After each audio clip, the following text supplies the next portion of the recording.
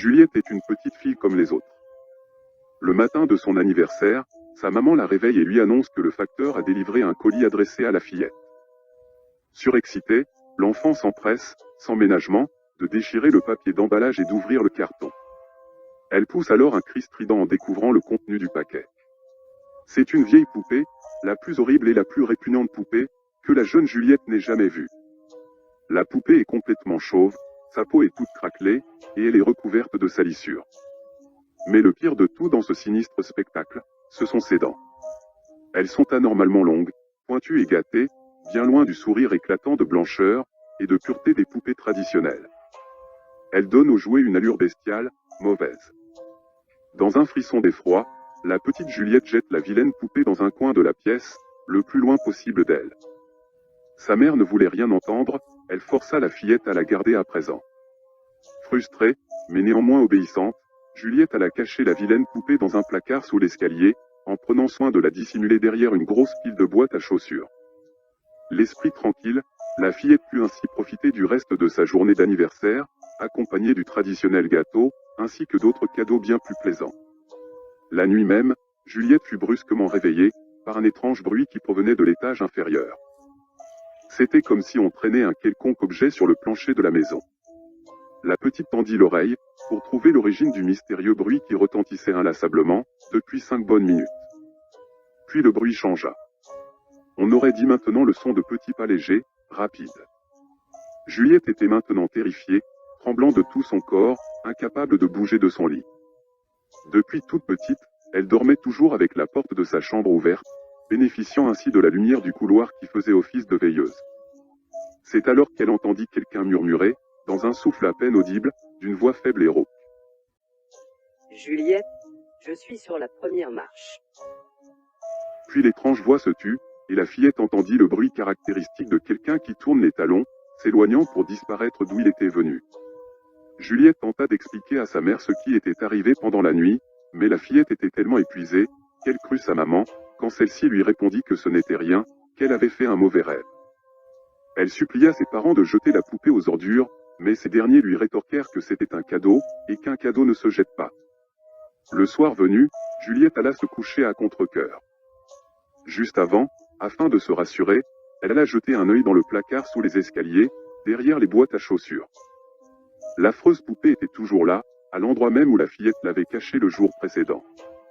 Un peu rassurée, la petite fille était tellement épuisée qu'elle finit tout de même par s'endormir, exténuée. Mais la petite voix désincarnée eut au fait de la réveiller. Une nouvelle fois prise de panique, Juliette se demanda quand même si ce n'était pas son imagination qui lui jouait des tours, quand soudain elle entendit cette voix horrible. Juliette, je suis sur la 4e marche. Plus aucun doute possible, Juliette ne rêvait pas. L'enfant se mit à pleurer à chaudes larmes, et ne put retrouver le sommeil le restant de la nuit. Le lendemain, dans la cour de l'école, Lucie expliqua à ses camarades ses mésaventures, depuis qu'elle avait reçu l'horrible poupée pour son anniversaire. Comme il fallait s'y attendre, ses amis se moquèrent ouvertement d'elle, la traitant de peureuse, menteuse ou de bébé. Mais Juliette s'en moquait, elle n'entendait déjà plus les railleries des autres enfants autour d'elle. La nuit venue, la petite fille prit la décision de fermer la porte de sa chambre, pour la première fois depuis sa naissance. La fillette ouvrit les volets de la fenêtre, pour laisser pénétrer les faibles rayons de lune qui parvenaient de l'extérieur. Elle commençait tout juste à somnoler, quand retentit le bruit, et la voix apparut. Juliette, je suis arrivée à la dernière marche. Cette fois, la voix était claire, distincte, toute proche.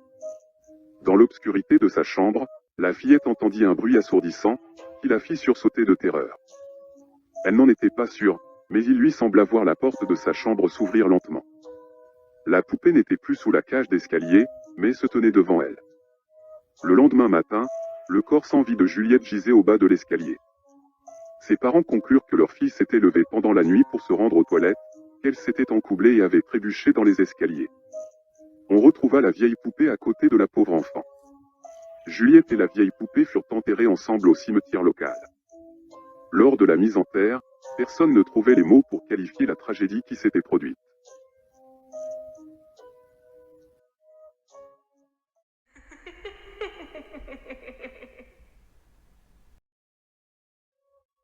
Tôt ce matin, je suis sorti dehors.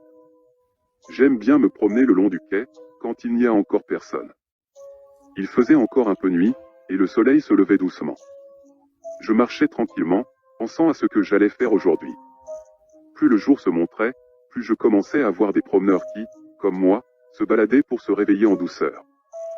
J'habite dans un village d'une taille relativement modeste, environ 700 habitants, alors je connais la plupart des gens qui viennent le matin, sur le quai. Il y a les habitués, à qui je dis bonjour quand je les croise. Néanmoins je ne m'arrête jamais pour les saluer, j'ai horreur de m'interrompre. Et de l'autre côté, on trouve les personnes qui viennent juste quelquefois, pour se promener.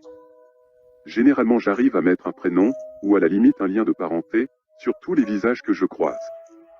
Mais ce matin, alors que j'étais à mi-chemin, j'ai croisé une personne que je n'avais jamais vue de ma vie. C'est quelque chose qui arrive vraiment rarement. Comme j'étais très étonné, j'ai attendu qu'il passe derrière moi. Il descendait le quai, contrairement à moi qui montais. J'en ai profité pour l'observer, car je voulais vraiment savoir qui c'était. Il paraissait étrange, et avait l'air très malade. Contre toute attente, il s'est également retourné. Et c'est là que je l'ai reconnu.